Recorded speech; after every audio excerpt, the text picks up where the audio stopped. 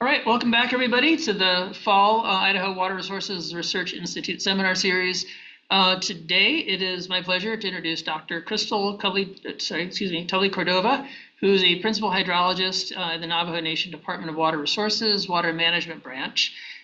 Crystal currently works on securing water rights and developing water infrastructure projects for the Navajo Nation and has worked collaboratively with Navajo Nation partners on water-related research since 2013. And so again, I'll just also say thanks to Melinda Tome, who's here in the room with us, for connecting us with Crystal, and of course to Crystal for being here today. So without further ado, I'll go ahead and turn it over, and thanks again. Thank you for the opportunity to be here today and be able to share the work that I do with the Navajo Nation Department of Water Resources. And are we seeing my screen in presentation mode? Yeah, we're still seeing the one with the Oh, slides on the left side. There you go. Perfect. okay, awesome. So this is the watering point that I grew up with, growing up hauling water from. I was a water hauler growing up as a young child here in the Navajo Nation. Twitch eatni nishlant katneza ni bashish chin hashkan hedza edashache two heglini edashanale. And I am Crystal Tulley-Cordova. I am of the Bitterwater Clan board for the Tangle People Clan, and my maternal grandfather's clan is the yucca fruit strung on a line, and my paternal grandfather's clan is the water that flows together. And it's critical to understand our connection with water. Goes beyond my title as a principal hydrologist for the Navajo Nation Department of Water Resources Water Management Branch. It's really a part of my identity, and I take my role seriously to be able to secure, manage, and protect water resources for the Navajo Nation. But my fascination with water really came from what people now call place-based knowledge. So growing up and on my maternal grandfather's and side is in Blue Gap, Arizona. And as you can see, the water that contributes to the beauty on that, including the snow, but also the fog, was just really fascinating for me. So I'm from a place called Bistok Legendage, and it's called Blue Gap, Arizona. And a part of this lifestyle is also being a part of a multi-generational household and being able to have the opportunity to have extended family. I think I didn't know about nuclear family until I was in college, like what that really meant. But my family for me was really not only, my sisters and my mom and my dad, but extended far beyond that. And in this type of lifestyle of growing up, we grew up with the philosophy "Twae na'ate," meaning simply put in English, water is life, but it's really much more than that because it includes the saplings that we have in the Chuska Mountains, the wildlife that we've relied upon for subsistence, as well as our farming practices, gathering of medicinal plants, as well as our domesticated livestock. And this starts from a very young age of being able to have that philosophy taught to us. And in the Navajo Nation, there's many water sources. For me, when I did the water cycle curriculum, like in elementary school, it was everything from like evapotranspiration to precipitation that went to the ocean. But for me, it was kind of hard to conceptualize that because we were far from the ocean coast. And this is what the water cycle looks like in the Navajo Nation. And many times, many people see that it's very dry. But at the same time, I mean, there's opportunities for hanging garden, for a perennial streams. And, a part of this water cycle, it's always critical to understand all of these concepts of how they're interconnected and the importance they play in the water supply that we rely upon. But before describing further the work that I do today as a principal hydrologist, it's critical to have a historical understanding of where Navajo people, the experiences that they've had in the past. And so we've had something called Huelte, also known as the Long Walk. And it was when we were forcibly removed from our homelands. and there was approximately over 11,000 Diné traveling over 400 miles. But it's critical to understand this forced removal because it's also critical to our treaty. So in 1868, the Treaty of the Navajo Nation was signed that first started, if you see on that box, 1868, that's the first treaty lands that we have. And over 19 times the Navajo Nation has grown to be the size that it is today. And it's through Navajo advocacy that we now are similar in size to the country of Ireland or the state of West Virginia. We span across Utah, Arizona, and New Mexico, over 27,000 square miles, over 17 million acres. We do have a ranch in Colorado, so just wanted to note that we do have lands in all four of those states. And when you compare us to the river basin, I know there's very big basins that are throughout the United States, Colorado River basin being one of them. And this includes 7 basin states, all the way from Wyoming, all the way down to California, and flows into Mexico. There are 30 tribes in the Colorado River Basin. And as you can see, Navajo Nation is the largest tribe. We do have other tribal lands that are within the Navajo outer basin of the Navajo Nation boundary layer, and that includes the Hopi tribe and the San Juan Southern Paiute. But one of the things that I want to show here is just the Navajo Nation does straddle the upper and the lower Colorado River Basin, and I'll further describe why that's of significance later. But so we are also the largest populated tribe. That's important to understand. And then historically, we have relied predominantly upon groundwater. However, that is diversifying with the opportunities that we have with water rights. So just wanted to highlight some of the work that I did in the Navajo Nation before going into what I do presently. But with that being said, changes in precipitation is critical for our water supply, for recharges to meteoric waters, as well as, any changes in precipitation can impact dust migration, ephemeral and perennial stream flows, as well as populations of animals, as well as their migration patterns. And we do know that with some of the work that has been done in the Navajo Nation, particularly focusing on mule deer, just them going farther north than they have gone historically. And of course, wildfire changes in precipitation do impact that and that occurrence. And before I did my work at the University of Utah, I did have the opportunity to research a lot of work that had been done in the region. And this is what the precipitation patterns that were estimated to represent for the Navajo Nation precipitation. So on the x-axis are the months, on the y-axis on the left is precipitation, and the y-axis on the right is temperature. But for me, growing up in this area, there's some places that only have grassland, so you would anticipate very little precipitation. And there's some places that we have blue spruce and aspen trees, and that's, increased precipitation that is needed to be able to support that. And, I just thought, what an opportunity to be able to have knowledge of these places.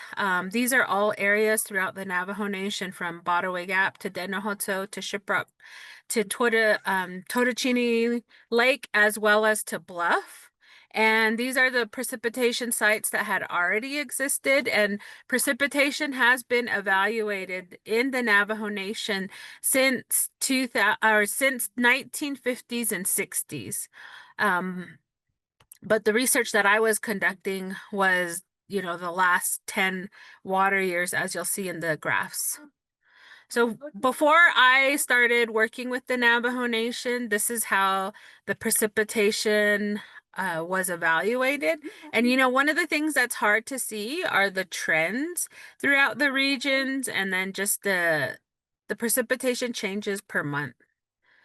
And that provided me an opportunity to be able to collaborate with the Department of Water Resources in 2013 to be able to evaluate their precipitation sites.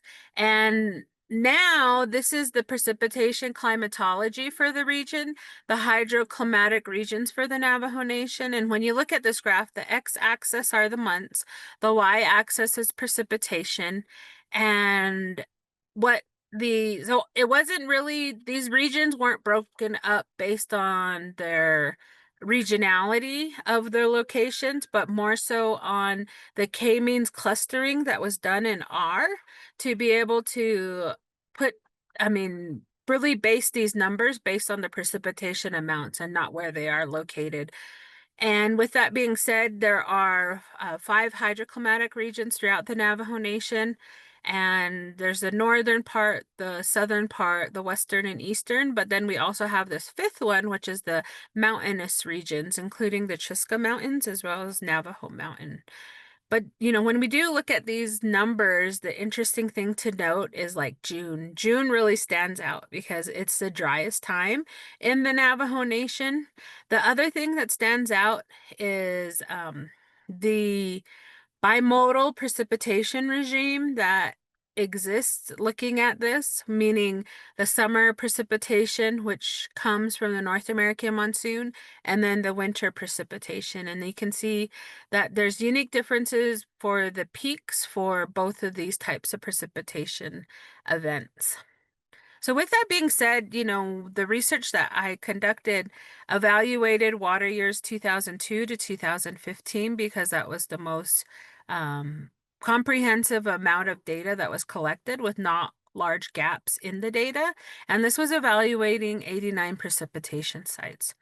The top graph is, so the x-axis are the years, the y-axis are precipitation amounts. The top one is for winter precipitation, the bottom one is for summer. And I just want you to look at it, pay attention to the trends that are occurring. For the winter precipitation, what you can see is just the flow of all the regions together, like all the different groupings. And when you see that, I mean, that's really related to the storm types. They're large frontal storms coming off of the Pacific and moving eastward. And so oftentimes when it's snowing in one town, that same snow event is occurring in a nearby town. Whereas summer precipitation is a lot different. You don't see those precipitation patterns all following the same trend. And for summer precipitation, it's much like this picture on the bottom right, where it could be completely dry where you're standing, and then you look away in the distance and you can see that it's just coming down super hard. And that's because the North American monsoon are small convective storms that are really like scattered storms throughout the region. And that's why you can see that pattern there. And another finding out of this research was also the contributions to total annual precipitation. Sometimes you'll hear people say, we had a wet winter. That means we're going to have a wet summer. So when you look at this research, that doesn't necessarily prove to be the case, and I'll explain why. The top graph is similar to the previous 2 graphs that I showed you, where the precipitation amount is on the y-axis. X-axis remains the same, water year. The bottom graph is summer to total annual ratio, meaning a 1 on that bottom graph would mean 100% of the precipitation came from summer of that total annual contribution. And then a 0 on the bottom graph is 100% of that precipitation actually came from winter instead.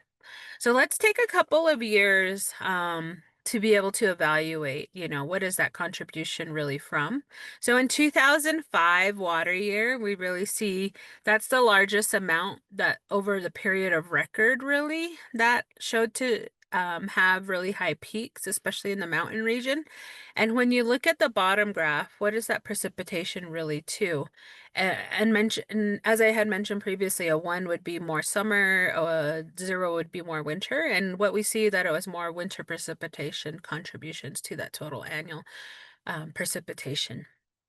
When we look at the following year, there's definitely a decline in the total annual precipitation, but the majority of that total annual precipitation during water year 2006 was actually from the summer monsoonal precipitation events. So just to underscore that precipitation in this region, summer and winter precipitation are independent of one another. So now going in and merging into the work that I now do today as a principal hydrologist. So this was one of the houses that I grew up in as a young child. My mom was in her master's program, and my dad moved home with a 2-week-old and me, and I was 3 at the time. And we lived with my mother's family in this house, and this house didn't have any running water. And, more later years, it did have electricity, but we didn't really have the basic infrastructure that most Americans have in the United States. And I don't know if you know, but Navajo people are 67 times more likely than the average American to lack access to clean water in the United States. And 1 in 3 households lack access to clean water today in the United States. So this is the Navajo Nation. We have 110 Navajo communities. This map was developed by the Indian Health Service. So something interesting about tribes is, I had mentioned and started with our treaties. So there are certain relationships to the United States that are unique, and one of them being, with the Indian Health Service, to be able to help us be able to have access to water. And so the red indicates more than 200 homes that lack access to clean water. Orange, 150 to 200, yellow, 100 to 150, green, 50 to 100, and then gray, 0 to 50. And, what you see is the majority of those reds, orange, and yellows are really on the Navajo, Utah, but more so on the Arizona side. You may wonder, like on the New Mexico side, why is there very little? One of the unique things about New Mexico legislature is that they do put funding towards infrastructure. They have the tribal infrastructure fund as well as this capital outlay. And this really helps rural communities in New Mexico develop the infrastructure that is needed. And as I highlight the slides that will be following, one of the themes is really highlighting what what the challenges are for having universal access, not only for the Navajo Nation, but really for tribes in the United States. So starting off with this first one, there's a need for capital infrastructure. For people like my neighbors, Larry and Jean, they don't have a vehicle, so they use a wheelbarrow to be able to haul water. And they do like a round trip, like it's 3 miles. I don't know if you've ever pushed a wheelbarrow, but if you've ever pushed water in a wheelbarrow, it's very heavy, and it's not just a straightaway road for them. Yes, this picture shows them on a paved road, but they do have to go off-roading and go at an incline to be able to go from the watering point where they get water. So when we think about this precious resource, I think it's critical to understand, a lot of people in the Navajo Nation haul water, but also more so thinking about what is the price of water. So when you think about people that are water haulers and how much they're paying for water, it's a lot more than what your water may be for a developed public water system. Where you can pay anywhere from like $1 to $20 for 1,000 gallons. But these people have to use their vehicle, they have to pay for gas. I mean, it's just much more costly, and they, in many cases, have to pay for the access to water as well. But when we also go along that theme of, there's need for water in the United States, there are some legacy challenges that exist. And of that in the Navajo Nation being one of them, is past uranium mining. So from 1944 to 1986, nearly 30 million tons of uranium ore were extracted from Navajo land. So um, there now are over 521 abandoned uranium mines. And then just something to note that Navajo Nation banned uranium mining in 2005.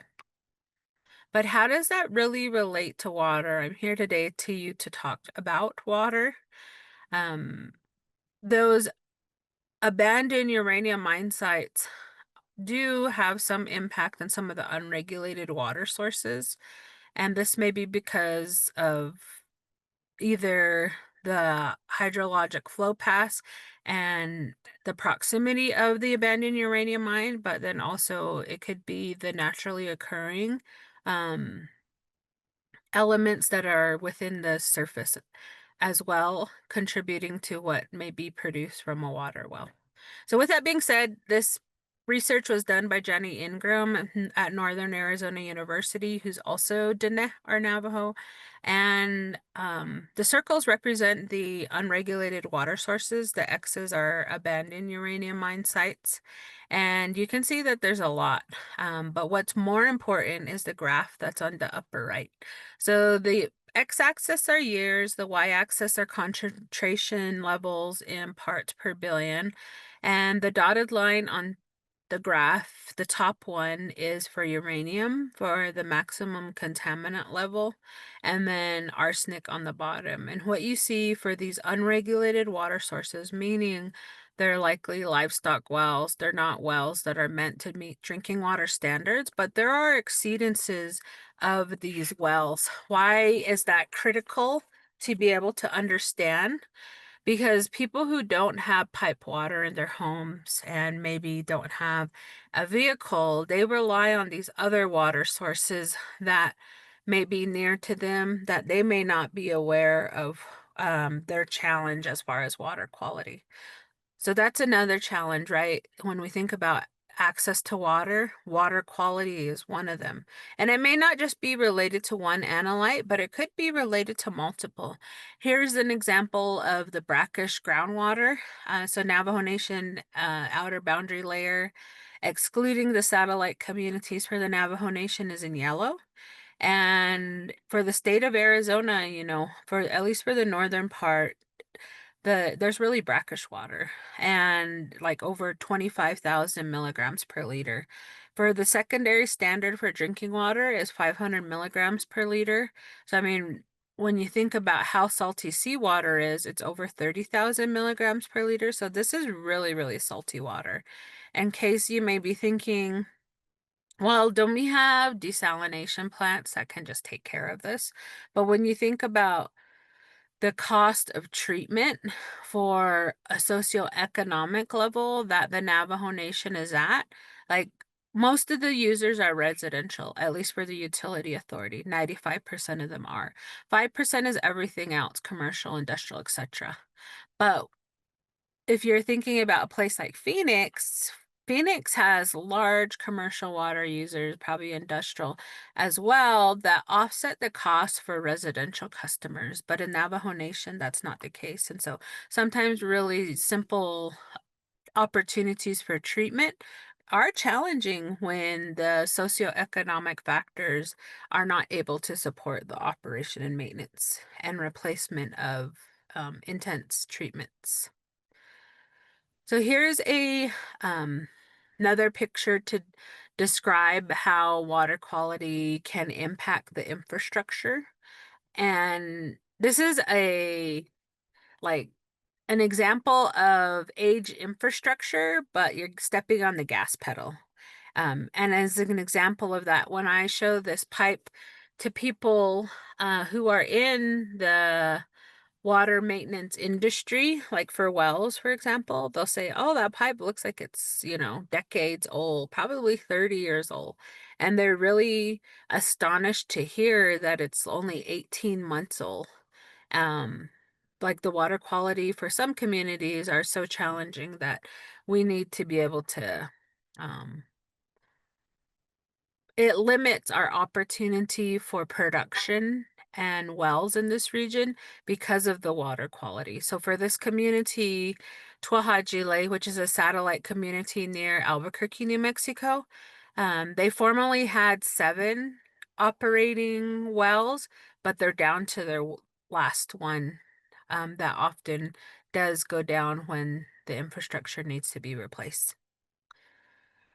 So here's a picture of the whole Navajo Nation, and I mentioned operation, maintenance, and replacement. So that's another challenge. So just to briefly go over what are all those challenges of why water access challenges exist for the Navajo Nation. There's a need for capital development, there's water quality challenges, there's water production challenges, there's aging infrastructure, there's high operation and maintenance costs.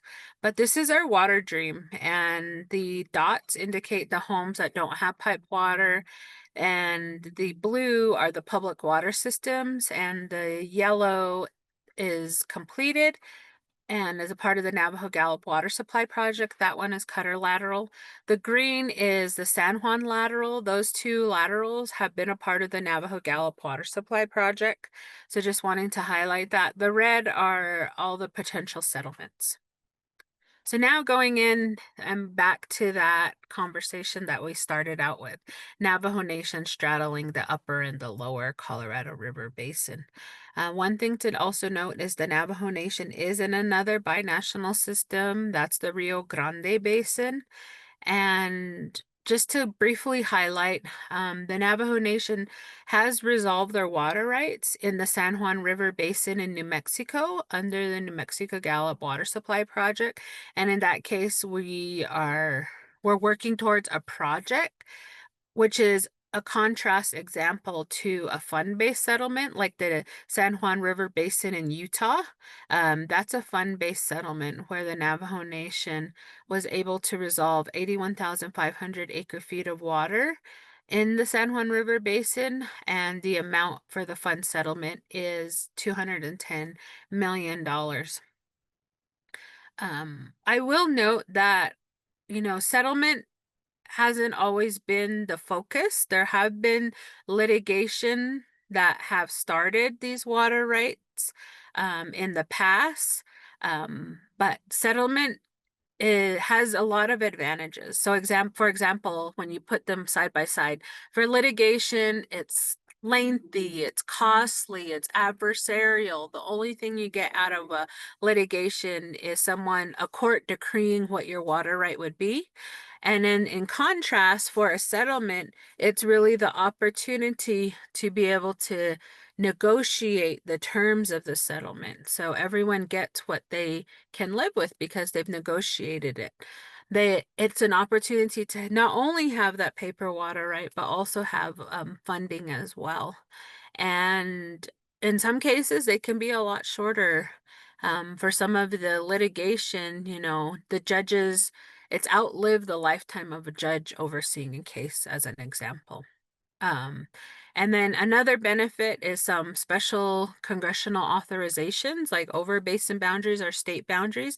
And that's the particular case for the unresolved water rights settlement, the Northeastern Arizona Indian Water Rights Settlement. And that would provide the opportunity for a comprehensive settlement, meaning water rights in both the upper and the lower Colorado River Basin. And identified in the settlement is also the opportunity to have water cross basin boundaries, like the basin boundary that exists between the red and the blue. Those communities, that water can flow over it, or the same with being able to divert Arizona water in New Mexico, as another example. So we do have 4 congressional bills that have been introduced to Congress. I mentioned that Navajo Gallup Water Supply Project. Unfortunately, that cost has increased significantly from $800 million to now $2.2 billion. So we have introduced a Water Rights Amendments Act for that. We have introduced into the 119th Congress the Northeastern Arizona Indian Water Rights Settlement, the Navajo Nation Rio San Jose Stream System Water Rights Settlement, as well as a technical corrections bill. So now how are we working on these water security when there are challenges. So if you know anything about the law of the river, it started in 1922. Interesting fact is, Native Americans were not considered citizens until 1924. But then you have all of these acts that contribute to the law of the river. But at the same time, that 1920 compact only included the seven basin states and the federal government, but not as signatory to that compact is Mexico or the tribes, even though they've existed in this region for a long time. And so this is the signing of the 1920 compact.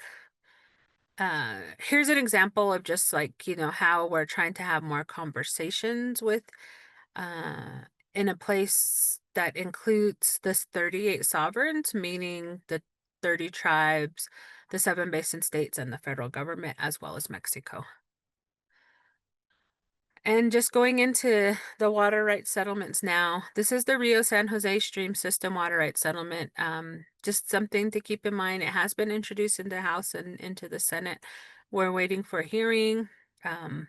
And this was Navajo Nation's first opportunity to gain water rights in the Rio Grande Basin for in-basin rights in the Rio San Jose water sub-watershed, as well as the Rio Perco, which would be the out-of-basin water rights. And it's for the far eastern side of the Navajo Nation. And formerly, water was able to be taken out of Casamaro Lake using a hand pump. But when you look at satellite imagery,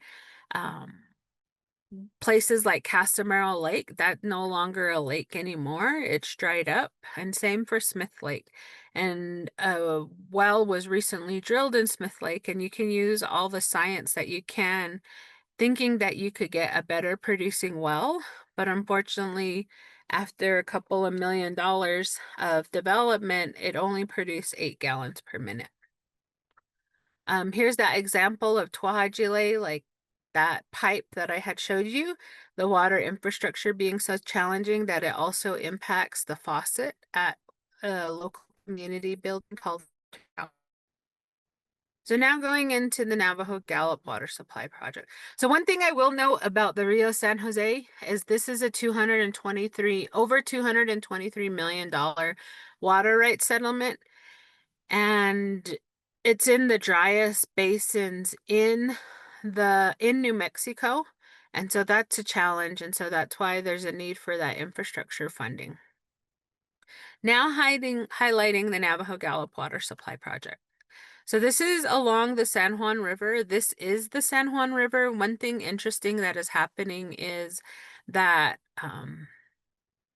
coal burning power plants have transition. And in this case, and in this region, the Four Corners region, a couple of them have been decommissioned and the stacks have come down, but these intakes that were formerly used for the coal burning power plant have provided an opportunity for the Navajo Nation, particularly for the Navajo Gallup Water Supply Project, to use the former San Juan generating station intakes and the adjacent reservoir, to be able to provide water for the Navajo Gallup Water Supply Project.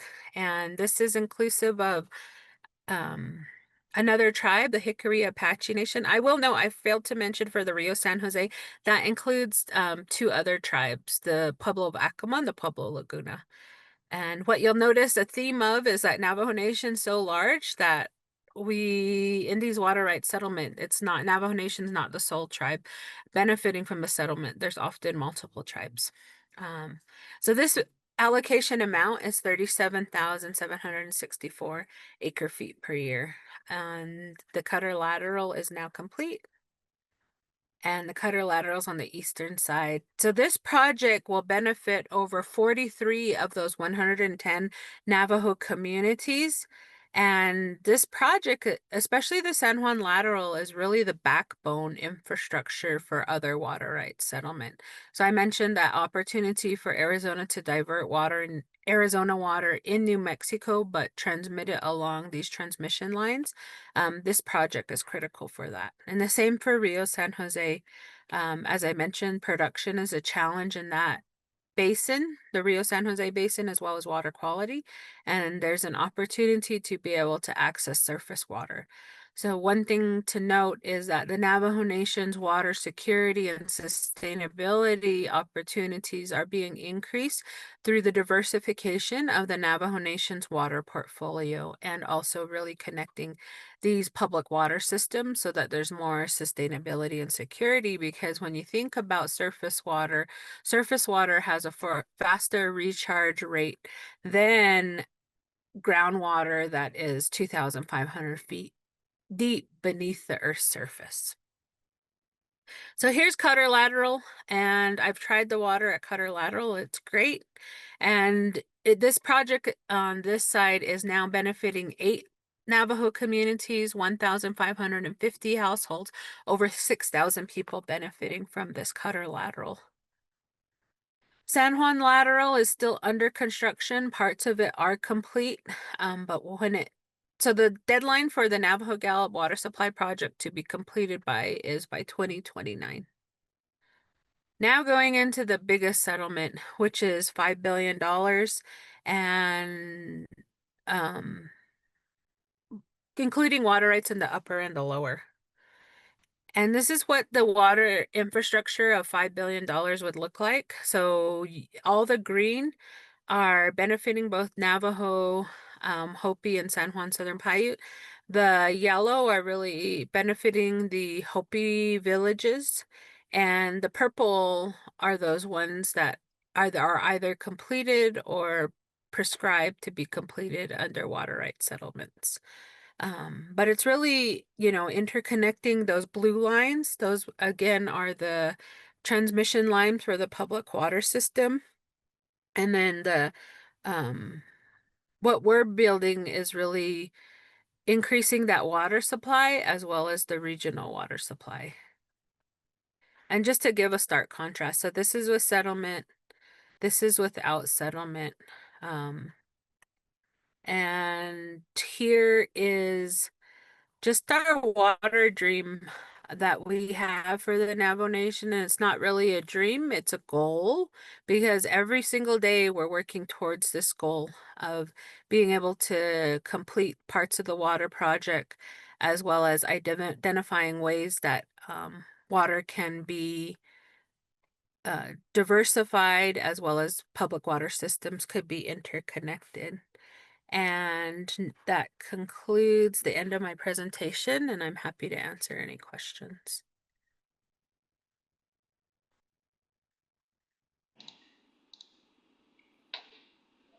Well, thanks, Crystal. We can take questions via the chat, or if folks also want to just chime in verbally. And likewise, usually we try to do as well is just to start with the various classrooms that are out there. So I don't know if Boise or if there's a classroom in Pocatello. Or this room too, Moscow. I'd love to jump in. Thanks so much, Crystal. You covered a lot of ground in a short amount of time. I was curious if you would be willing or able to comment on the intersection between water sovereignty and energy sovereignty. You sort of alluded to it a little bit with the desal plants as a proposed solution, but I was just curious if you'd be willing to talk about that at all, because I know that overlaps with Shoshone-Bannock tribal priorities, as I understand them, at least in this region in Idaho. Yeah, so you bring up a great question. I think, that nexus between food, energy, and water is real and definitely there, but specifically to highlight the water and energy nexus. The first thing I'll say is that, a part of the Northeastern Arizona Indian Water Rights Settlement is also a renewable energy amount that has been estimated, because as many of you probably know, in order to move water across vast areas of land like the Navajo Nation, you have to have energy, because it's not all beneficial using gravity as your energy. And so with that being said, being able to have the opportunity to highlight specific funding for renewable energy, and In this region, I mean, we've really used a lot of solar energy to be able to benefit to that energy portfolio. Particularly our utility authority, Navajo Tribal Utility Authority, has 3 different farms for solar farms. So wanted to highlight that, but then also wanted to highlight from an energy component, at as a part of the Northeastern Arizona Indian Water Rights Settlement, we do have an intake using the former Navajo generating station intake that was at Lake Powell, and repurposing those intakes to benefit water supply. Right now, as we speak, outside of settlement, Navajo Nation has invested over $50 million of their own money to build a water treatment plant. And the water treatment plant provides the opportunity, even if Glen Canyon Dam wasn't able to produce hydropower, the intakes that we have are below dead pool, meaning dead pools when you're not able to produce any power from a dam, that we'd still have the opportunity to have that water security. So kind of talking from that standpoint, also wanted to highlight, when we do talk about Colorado River Storage Project, Western Area Power Administration, a lot of our projects do rely upon renewable water, energy to support the water movement across this region. So just wanting to highlight that as well. And let me know if you have any other questions.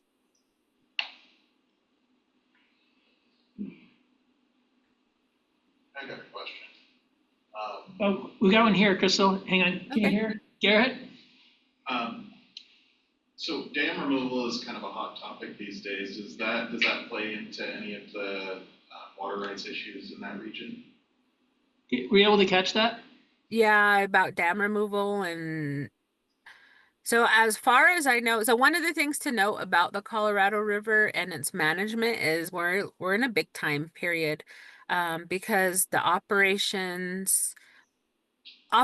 guidelines are expiring, and something needs to be in place by the end of 2026. But the way things are currently being proposed is dams staying in place the way they currently are. There's been no conversation about taking down the dams, either the Glen Canyon Dam or the Hoover Dam, or the other dams that support the 3 reservoirs in the upper Colorado River Basin, which would be like Flaming Gorge, Aspinall, also known as Blue Mesa, and Navajo Reservoir. So nothing as of yet as far as dam removal.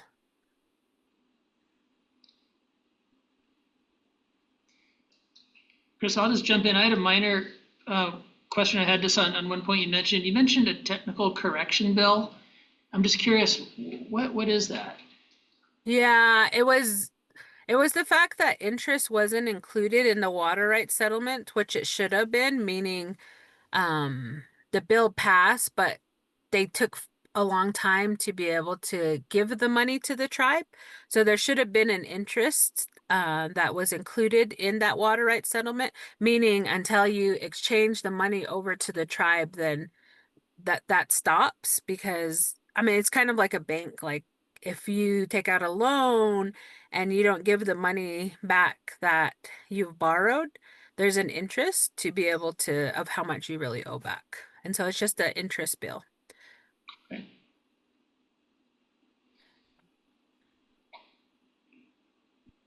I don't know if you can see in the chat, question just popped in. And I'll just read it in case folks can't see it, which is all of the proposed water under this water right deal would be lower Colorado River Basin water, correct? Is there any interaction with the effort associated with the Lake Powell pipeline project? So it's not all lower basin water. Actually, the comprehensive water rights settlement is inclusive of 44,700 acre feet of water to go to the Navajo Nation. And in the lower basin, the amount would be 3,600 of acre feet per year of lower basin water, and there is no interaction associated with the Lake Powell project.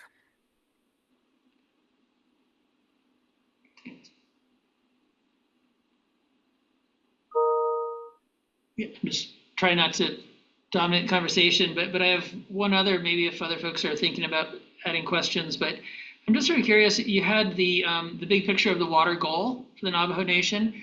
Mm-hmm. I'm just kind of curious, could you comment on how that was developed, that process? Because there's a lot of complexity in there. Was that something that was outsourced to an engineering firm, or was that developed internally with the tribe? Yeah, great question. So in the Navajo Nation, our water development is like a three-legged stool. There's our department, Department of Water Resources, that really focuses on the regional water supply development. Then we have the Indian Health Service. Their main concern is really the connection to homes, like with the 2-inch pipelines. Um, but then their infrastructure is specifically for household water use, where ours, I mean, it's inclusive of like economic water use. And then the third leg of the stool is the Navajo Tribal Utility Authority. Historically, they've mainly been the main operators and maintainers and replacers of any of the infrastructure that's been developed across Navajo Nation. But with the unprecedented funding that became available under the CARES Act, the American Rescue Plan Act, as well as the Bipartisan Infrastructure Law, also known as the Infrastructure Investment and Jobs Act, they've also become a developer. And so I mean, all of us, we do have because of how large the Navajo Nation is, we have technical advisory group meetings that meet regional based on the area, and then that infrastructure, and then to answer your question specifically about capacity, so we don't have all the in-house capacity. Oftentimes we do hire engineering firms to help us do our work. And we have multiple engineering firms that are working for the Navajo Nation to be able to work on all of these projects because the capacity need is so large. I mean, there's multiple, and not only are they like private engineering firms, we also have the Bureau of Reclamation who's building that Navajo Gallup water supply project. Yeah, thanks. There's another one that came in through the chat related to water quality, which is, have you correlated elevated uranium and or arsenic in groundwater with mining operations, or are uranium and arsenic elevated from natural occurrence? Elevated metals and salts in groundwater are common near mine sites and often are coexisting. Yeah, I mean, you answered it with that last sentence. They are coexisting, and so both of them, just like but then also the contributions either from a former abandoned uranium mine site or a former abandoned milling site as well. And the challenge is really kind of speaking to like legacy management and how that occurs. Not all of these businesses who formerly did these uranium mining practices or milling practices are still in business today. So I mean, there's some that, you know, likely, I mean, especially with that description of 521, there's some that are trying to be cleaned up today, like the Church Rock area, the Shiprock area, the one near Monument Valley. And that's through Department of Energy Legacy Management. And these are Superfund sites.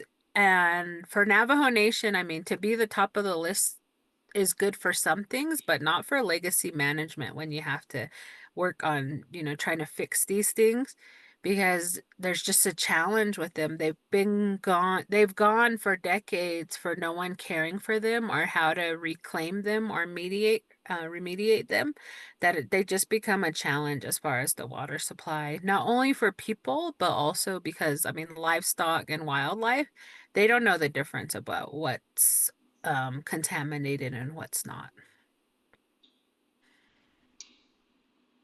Great, thanks. Getting a little close to time. I was just curious if there's any other questions out there. Give it a few more seconds. Hi, Crystal. It's Meg. Thanks so much for talking.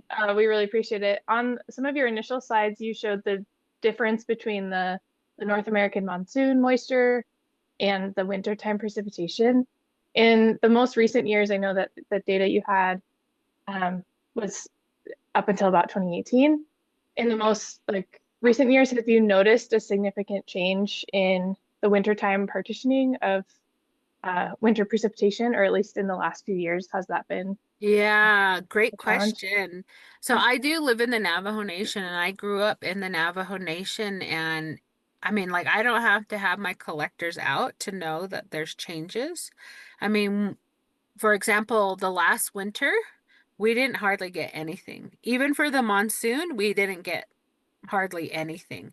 Usually we would expect by 4th of July that we'll have a rainy time. But I mean, we didn't get hit until those tropical storms, those 2 tropical storms came up into the Gulf of California, and that was like what we got. So we didn't really have a monsoon, but I mean, we've definitely seen changes.